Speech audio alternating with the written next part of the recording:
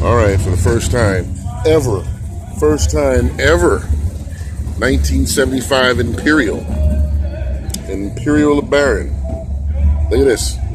All right, first of all, before we get started, we're gonna do a little small sequence on the difference between an Imperial LeBaron and a Chrysler New Yorker Brougham. Number one, Imperial hood ornament, right? Imperial down here on the headlamp door. All right, in the turns, on the front turn signal, there is an Imperial bird here in the reflector for the turn signal lens, which you will not see if you had a New Yorker Brougham. Now, when you get to the side of the car, it's very important. I mean, I love these cars when they came out. These cars came out in 74, 75, 76.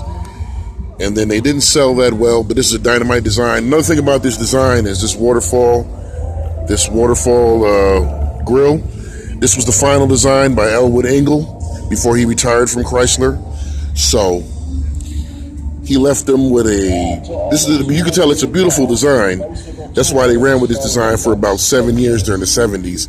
Even when it didn't sell it well as an Imperial, they just rebadged it and then changed it over to a New Yorker Brougham. But there's also body issues that you have to keep in mind, right? I come up here. VIN code is going to be for Imperial for this. But if you got one after 1976, 1977, the VIN number is going to read for a Chrysler. Okay. Roof. Now we look at the body. The entire body is about the same. You got the fender flares. I'll get to the rear when I get there. You still got the same door bulge on both of them. All right. Interior. Pillbox seating. You got the pillbox seating on the Brougham when you had a New Yorker, but you got it, what they call that, gratis when you had the Imperial. All right, you got oh, jeez. Are we still going? Yeah, we're still going. Okay. Steering wheel. The steering wheel, by this time, Chrysler was sharing steering wheels amongst other cars, so you really can't count too much on the steering wheel itself, because even though that is an Imperial wheel with an Imperial center section, you can also get the same steering wheel on the B-body Monaco. Now, what you really want to know is right here. See the metal part? That's a The metal part. That's a telescoping wheel. Only the Imperial had the telescoping wheel.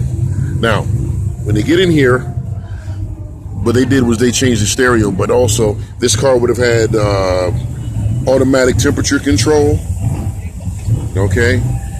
It has a LeBaron ornament right here. If this was a New Yorker, it would have said Brougham here with a shield. The rear window. Now this is where it gets me, because this is a Brougham rear windshield. Hold on a minute. Let me give him some time. Okay. I'll give you the side profile of the car.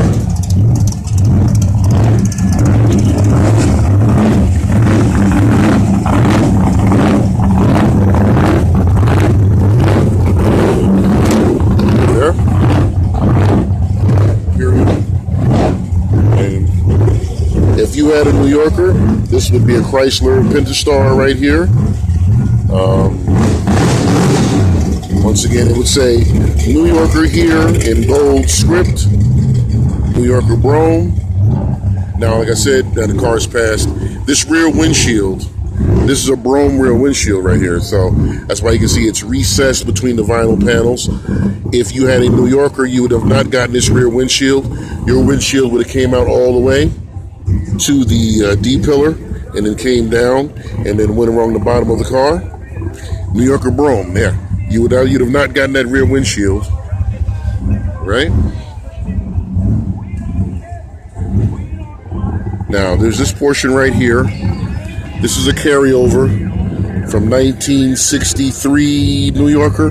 This right here, this glass, see? When it butts right here. If you go look at a 63 New Yorker, 4-door door frame, you can see where this glass comes from. It's not the same piece of glass, but it has the theme to it. All right? On the rear, if you have an Imperial, you have an Imperial badge, or your corner reflector right here. If you have a New Yorker, this is just going to be a long rectangular bar, and that does the same thing. Right? Now, the rear seat has a center armrest on it. You would get that in New Yorker, but you'd have to get the same style interior with the pillbox seating.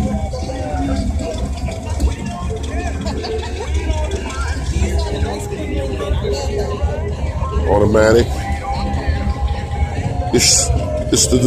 When these came out, there'd be a switch to operate the power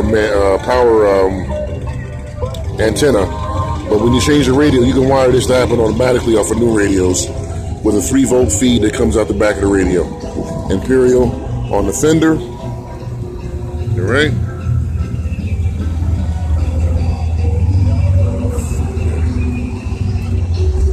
Now, build issues on these cars is that if you had,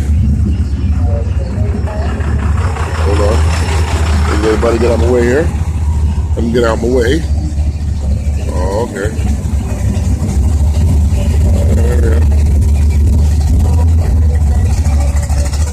Okay, that's great.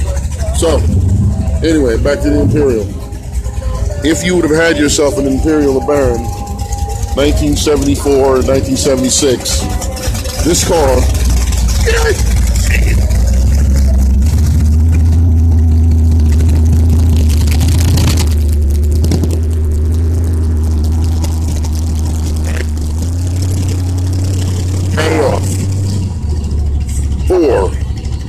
this car came with 4-wheel disc brakes, 9.25 rear end, but you would get that on the New Yorker. But what you weren't getting on the New Yorker, you were not getting disc brakes. This car had disc brakes on it. So when you look at we didn't have the hood closed there, but if the hood was open and you look at the brake setup, there'd be a combination valve and a proportioning valve, because this would have 4-wheel disc brakes. And possibly, I'd have to look at the build sheet, because the build sheet would be mounted right here, that it may have anti-skid brakes also. I'm not really sure if Chrysler put that on there in 1975, but definitely 4-wheel disc brakes, which is a rarity in this car, and it's relatively clean. You know, it's type of olive, type of mauve, type of brown with a nice sandalwood pinstripe on it, and a tan interior, and a pillbox velour seating. Excellent car. Imperials don't have much of a following, but they have a great following, but their resale is not that much. But this one is the final C-body, the final Imperial worth wearing the name of Imperial. So if you can find one of these, it's really great. But if you can't, and you find yourself a New Yorker Brougham, you're doing just as well. I myself, I would like to get a Newport, like a 77, 78 Newport with a 400, but we'll see what time says. Anyway, if you like this walk around, 1975 Imperial LeBaron, 4-door hardtop, give me a like and subscribe, and leave me a comment. Start talking about this car, because this is really one of the best things I've seen in a show. This is why when you come to these shows, you never know what you're going to see, but I'm always impressed with what I see. All right, thank you.